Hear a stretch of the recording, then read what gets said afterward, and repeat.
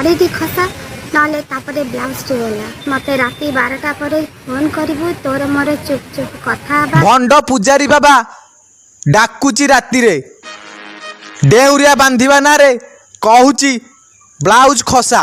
दर्शक बंधु एक भंड पुजारी ना रे महिला जनक आनी सांघातिक अभियोग। हाँ दर्शक बंधु महिला जनकर देह सब असुस्थ रहूथिबारु से एक पुजारी पाखु जाइथिले आउ से भंड पुजारी जनक डेउरिया बांधिबा ना रे महिला जनकू कहूची ब्लाउज खसा आउ पुणी तांको सहित दुर्व्यवहार करिछि। हाँ दर्शक बंधु महिला जनक कौन कहउछंती टिके सुनि नियंतु।